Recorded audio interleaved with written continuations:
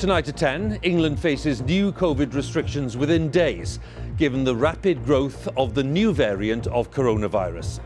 From Monday, millions of people will be advised to work from home whenever possible. And from this Friday, face coverings will need to be worn in most public venues in England to limit the spread of the new variant. We're now facing a viral variant that's rapidly progressing. It's got a doubling time of between 2 and 3 days, and measures need to be taken to try and slow the spread of that variant. We'll have more on the measures on a day when Boris Johnson faced calls to resign following the release of that controversial video. The number 10 aide, seen laughing with colleagues on the video last year, apologised and resigned today. To all of you who lost loved ones, who endured intolerable loneliness, and who struggled with your businesses, I am truly sorry. That video, taken during lockdown last year, seemed to make fun of a Downing Street party, a party the Prime Minister still says did not happen. I apologise unreservedly for the offence that it has caused up and down the country, and I apologise for the impression that it gives. Millions of people now think the Prime Minister was taking them for fools, and that they were lied to. And Pfizer-BioNTech announced that 3 doses of their vaccine can neutralise the new Omicron variant of the virus. And coming up in the sport on the BBC News Channel, a stoppage time Zenit St Petersburg equaliser means holders Chelsea finish runners-up in their Champions League group.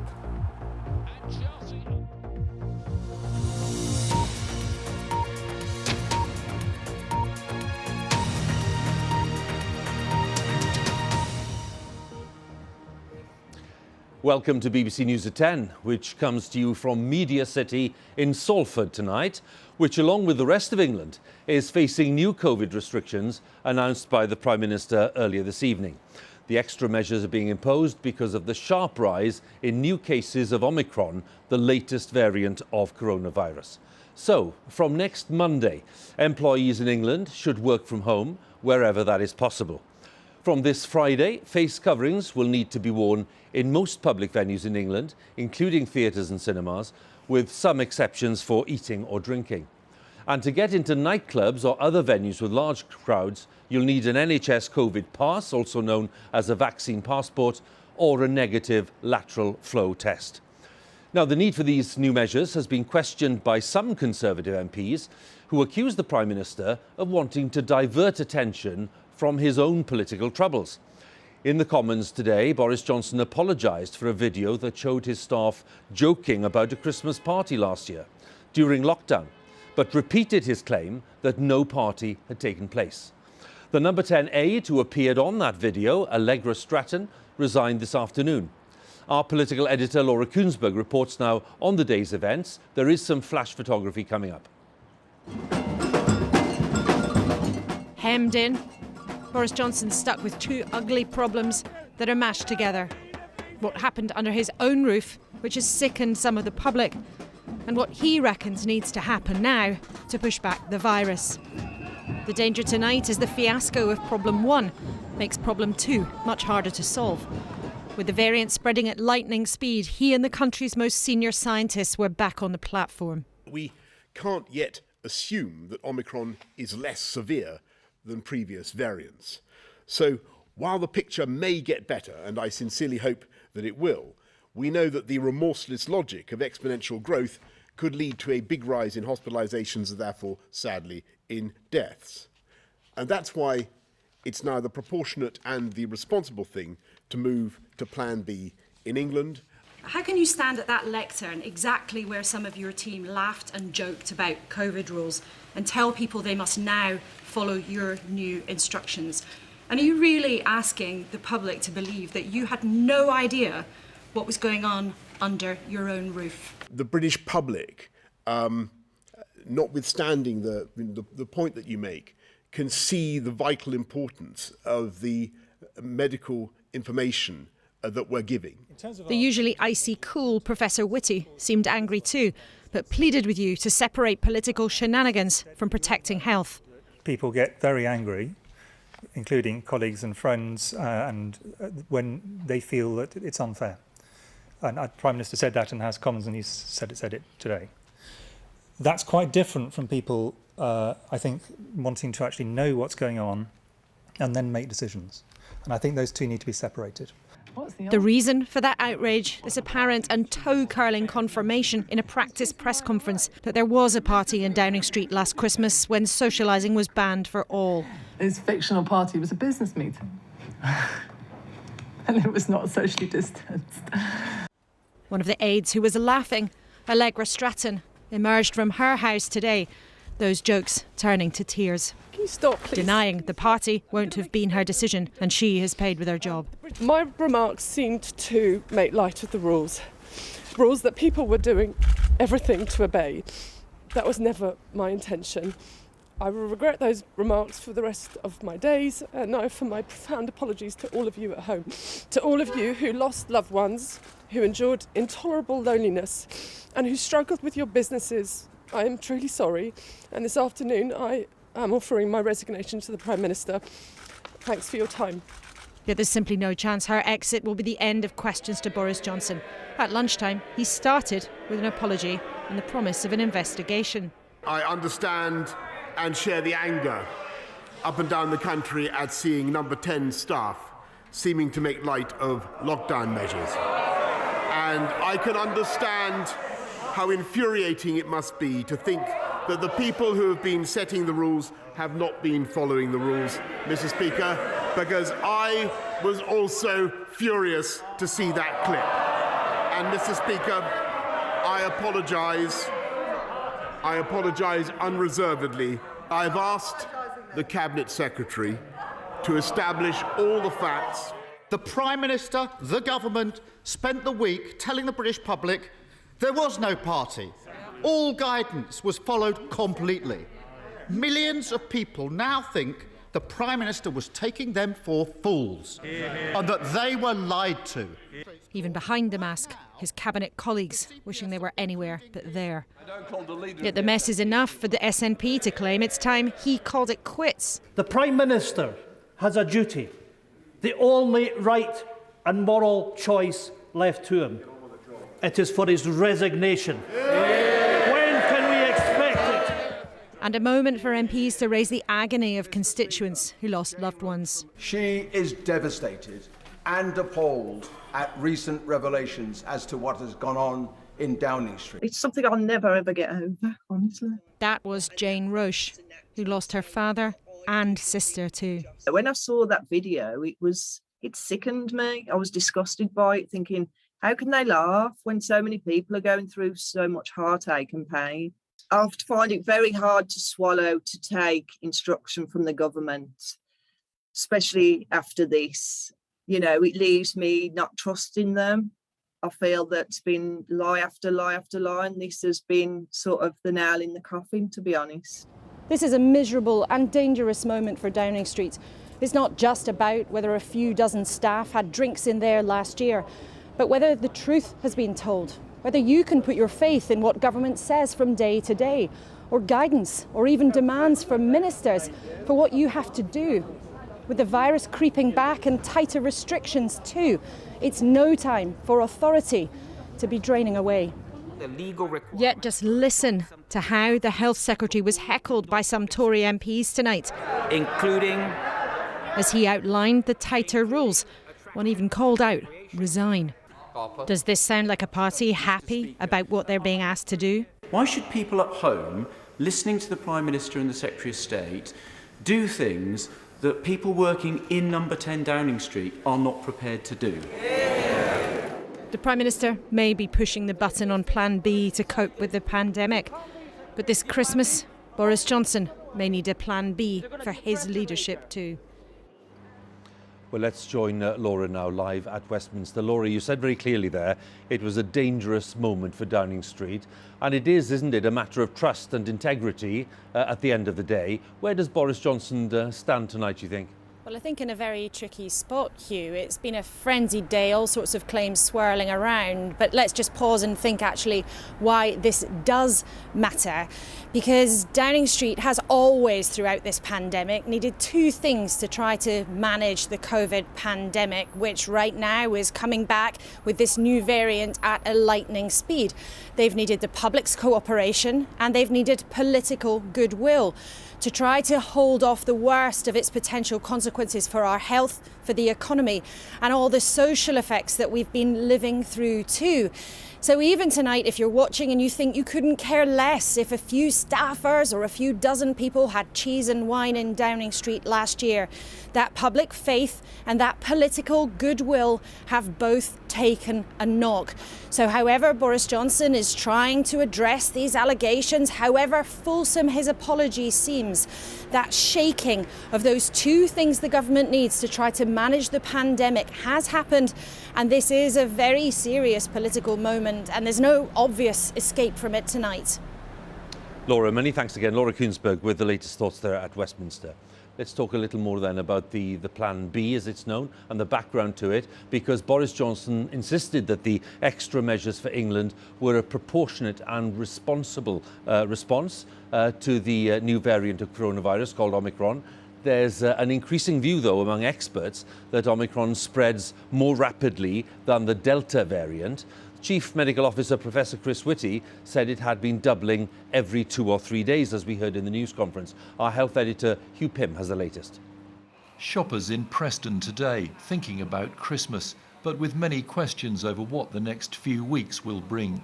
There's much which isn't known about the new variant, but scientific experts and modellers have become increasingly certain that Omicron does pose a threat. England's chief medical officer pointed to the rapid increase in case numbers. The aim of the measures announced by the Prime Minister is to slow things down, but it's doubling currently between 2 and 3 every 2 and 3 days. That is an extraordinarily fast rate, and you therefore can get, with very small numbers, to very large numbers really quite quickly. Minutes of a meeting of the expert SAGE committee held yesterday say that with the speed of the growth seen, decision makers will need to consider response measures urgently to reduce transmission if the aim is to reduce the likelihood of unsustainable pressure on the NHS. Referring to any possible new measures, the minutes say adherence is likely to be higher if messaging and policy have clear rationales and are consistent. COVID numbers in hospital are much lower than in January, but any increase will add to the intense strain being felt now on the front line. The health and care system is already facing a winter emergency, and it's really very, very difficult to see how we could cope with that increase in COVID patients. So the government is right and the public is right to want to do everything it can to minimise the risk of this virus spreading more quickly.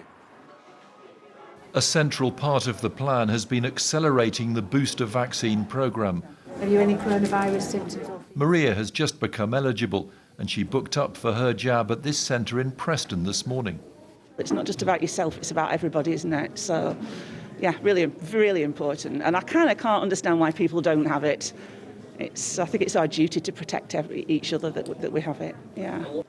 The time between second and booster doses for those aged 40 and over has been halved to 3 months in England from today. There's already a similar policy in Scotland.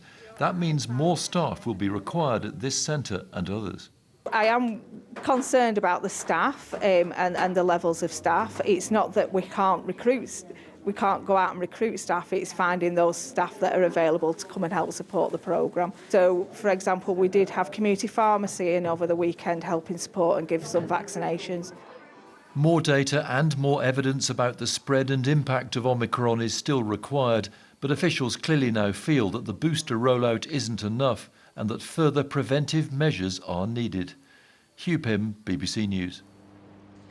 Well, Pfizer-BioNTech say that 3 doses of their COVID vaccine have been able to neutralise the new Omicron variant of coronavirus following initial tests. but they said that 2 doses may not be sufficient to protect against infection from the new variant. As our medical editor Fergus Walsh reports, Pfizer and BioNTech are the first manufacturers to provide data on the efficacy of their vaccine against Omicron, and they say it underlines the importance of getting fully vaccinated. There are many remarkable stories of survival against the odds on COVID wards. It's so amazing to see you. This patient was admitted to University Hospital Coventry 6 weeks ago, pregnant and unvaccinated. She was put on a ventilator and her baby, now in special care, was delivered at 26 weeks. I nearly died, and I wish I had that vaccine. I wish I knew how bad a pregnant woman can get by not being vaccinated and the risks of COVID. This COVID has ruined my life. So you didn't see your daughter for a month? No, I didn't see her because I was in a coma, and that's a parent's worst nightmare. There are many who are admitted who wish they could turn back the clock and have had their COVID jab. 4 out of 5 patients on the COVID wards here are unvaccinated. And although it's much less busy than back in January, there's real concern about what the coming weeks may bring. A small laboratory study by Pfizer-BioNTech has suggested 3 doses of their COVID vaccine produce sufficient antibodies to neutralise the Omicron variant, with 2 doses likely to stop severe disease. It's not real-world evidence, but it underlines the vital nature of boosting immunity. We're turbocharging the programme again. We have almost 3,000 centres open, more vaccine centres than we've ever had. We are recruiting 42,000 extra volunteers, and of course we freed up GPs so that they can spend more time vaccinating. It's a year to the day since Margaret Keenan became the first person in the world to get the Pfizer vaccine outside of a trial, reunited with the nurse who gave her the jab. 92 next week, she urged those still unvaccinated to come forward. Please do have the jab, because it'll save your life and the life of your friends and family and the NHS as well, of course. You're a global icon now. I am. People meet me in the street and they say, oh, you know, thank God for you, because I wasn't going to have this job. And it's lovely to hear that, you know. Since then, more than 51 million people in the UK have been vaccinated, but the pandemic is still far from over. Fergus Walsh, BBC News, Coventry. Let's take a look then at the latest official figures on the pandemic in the UK. They show that there were 51,342 new infections recorded in the latest 24-hour period. On average, there were over 48,500 new cases reported per day in the past 7 days. The latest figures show that there were over 7,000 people in hospital being treated for coronavirus as of yesterday. 161 deaths were recorded. That's of people who died within 28 days of a positive COVID test. On average in the past week then, 121 COVID-related deaths were recorded every day. And then if we look at vaccinations, we can now say that over 21 million people have now had that booster jab. Well, the advice in England to work from home again will, of course, have a major impact on businesses and employees. The guidance originally was lifted in mid-July, along with most of the COVID restrictions, and there are currently no formal rules to work from home in Wales and Northern Ireland, though it is encouraged, by the way. But in Scotland, the government there advises working from home wherever possible. Our business editor, Simon Jack, has more details. Christmas is supposed to add a little fizz to the economy, but today's announcement fell a little flat for some workers in Manchester. I think it's better for us to be in the workplace with our colleagues, supporting each other. Working from home is really isolating, so for me, it's just not an option. While others felt better prepared this time around.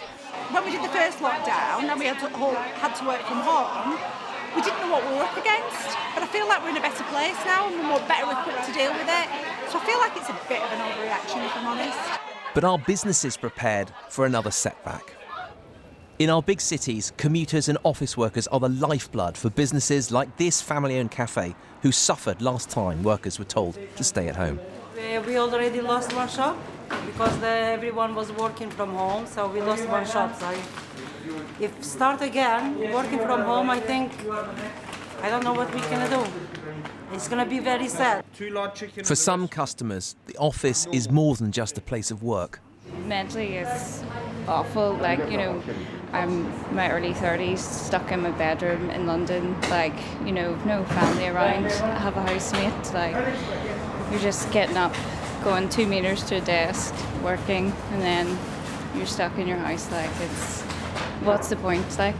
The UK economy is primarily a service-based economy. Sandwich places like this, over the road a pub, we've got a convenience store here, shoe repairs there, and all these businesses rely on people coming to work. And things were going back to normal. Estimates that are that 60% of office workers are spending at least some of the week in the office, and footfall on streets like this was 70% of pre-pandemic levels, which is why this news has been described by business organisations here in London as a crushing blow. And it could lead to some perhaps unexpected, but certainly unwelcome effects on the cost of living. If we are not able to go out and take full advantage of the reopening of the economy, then we're staying at home. We're not buying services, we're not going out, we're buying goods instead. That increases demand for physical goods, and that potentially could add to already quite acute inflationary pressures. Fans at Old Trafford tonight will need more than a ticket from next week. COVID passes for large venues will be needed in England, something already required elsewhere in the UK. Well, we've experienced the implementation of COVID passports in Scotland and Wales. We've seen a 30% drop in trade initially, additional costs of up to £600 a week, at a time when businesses are relying heavily on building their cash reserves to survive Q1 in 2022. So it's a devastating blow to business. Tonight, despite business and union pleas, the government said there would be no new financial support package in the post this Christmas. Simon Jack, BBC News.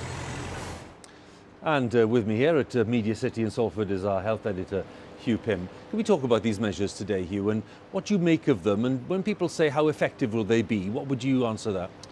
Well, Huw, these new restrictions for England, which in some respects bring England into line with the UK's other nations, are being phased in. Now, one of the key ones is that working from home guidance, which experts on the SAGE committee have said before is one of the most effective ways of controlling the spread of the virus. Fewer people going into urban areas on public transport and then into crowded offices. But it doesn't take effect till next week to give employers and staff time just to work out how it's going to be operating in practice. And yet, as we've been hearing, Omicron cases are doubling every 2 or 3 days now. There's already quite widespread, or relatively widespread, community transmission, which will result in some more hospital cases, though we don't know yet how serious this variant is in terms of making people ill enough to be in hospital compared with other variants. Another question being asked a lot today, maybe not surprisingly, with a fortnight to go to Christmas, people asking, well, you know, can we hold some kind of Christmas party in these circumstances? Well, what is the guidance on that? Well, the Prime Minister was pressed on this at the media briefing, and he said no, people should not cancel their Christmas parties. They should go ahead with their plans in line with other guidance. And yet people are saying, how can we have a Christmas party but not go into the office if we don't have to for work? And another issue tonight, there's been a lot of demand for the NHS COVID pass needed to get into nightclubs and other venues in England from the end of next week. And yet the site, the NHS app, has been under such pressure, it hasn't been operating at times this evening. OK, Huw, once again, many thanks. Huw Pym there, our health editor, with the latest thoughts on what's been announced today. And by the way, you can find out more about the new measures for England and the restrictions in place there, and of course in Wales, Scotland and Northern Ireland. All the details on the BBC website, bbc.co.uk/news, and the relevant sections are there for you to see. Right, let's look at some of the day's other news stories, because Germany's new Chancellor, Olaf Scholz, leader of the Social Democrats, has been sworn in, closing the long chapter of Angela Merkel's 16 years as the head of government. He's just the fourth Chancellor of Germany in nearly 40 years, as our correspondent Jenny Hill reports now from Berlin. In the powerful heart of Europe, a new political era has begun. No pomp, little ceremony. Ich schwöre, dass ich meine Kraft dem Wohle des deutschen Volkes. Olaf Scholz isn't known for his charisma or stirring speeches, but the Social Democrat and former finance minister's style, his manner, his politics remind many Germans of Angela Merkel, and they like him for it. Mr. Scholz had promised the country a new government for Christmas. His other pledges, to create a fairer, more liberal society and a climate-friendly country, may be harder to keep. Angela Merkel has done a great job, but I think now it was time for something new, something more green. Now we have something different, but they have to prove themselves. That Mr. Scholz managed to form a government at all is seen by some as nothing short of a miracle. He'll have to hold together an unusual coalition. The Social Democrats, the Greens and the business-friendly Free Democrats aren't natural bedfellows. This is an historic day for Germany, and there's a real sense of excitement at the political changes unfolding here. What the rest of the world wants to know is, does this mark a significant shift in Germany's wider positions and policies? For now, it seems the answer's no. Olaf Scholz champions the EU, likes a multilateral approach. His government plans to spend more on defence and will stick to NATO commitments. You might see some shift on Russia and China, in tone at least, if not in substance. This man was once Angela Merkel's foreign policy advisor. The outside world will be surprised that there will be much more continuity than change. You know, there are many people who like to have this pole of stability in Germany. Das ist mein Wunsch und ich wünsche Ihnen dabei alles Gute. After 16 years, the Merkel era is over. Earlier, she wished Mr. Scholz luck. He'll need it. Germany's experiencing its worst COVID wave to date. The Chancellor's first task, to develop, like his predecessor, a reputation for managing a crisis. Jenny Hill, BBC News, Berlin. Now, the UK government has become the latest to announce a diplomatic boycott of next year's Winter Olympics in Beijing. The Prime Minister says there are no plans for any ministers to attend the Games, which are due to begin in February, because of allegations of human rights abuses in China. The US and Australia made similar announcements earlier this week. Prosecutors in Ghislaine Maxwell's trial have presented previously unseen photos. They say that they link the socialite to the paedophile Jeffrey Epstein. Prosecutors have called Ms. Maxwell and Epstein, her former boyfriend and business associate, partners in crime. Ms. Maxwell is accused of grooming underage girls for abuse between 1994 and 2004. She's pleaded not guilty to sex trafficking and 7 other charges. The Mercedes Formula One team has ended its controversial sponsorship deal with a firm that made insulation boards used on Grenfell Tower. Kingspan's logo appeared on Mercedes cars at last weekend's Saudi Arabian Grand Prix. Survivors of the Grenfell Tower fire, in which 72 people died in June 2017, objected to Mercedes' involvement with Kingspan after concerns were raised about its insulation boards at the public inquiry into the disaster. Kingspan says its material made up 5% of the insulation in the high-rise block and that it was used without its recommendation. Let's have a look at some football then, and in fact, just about right behind me here at Old Trafford, Manchester United have drawn 1-1 against the Swiss side Young Boys, but have still topped their group in the Champions League.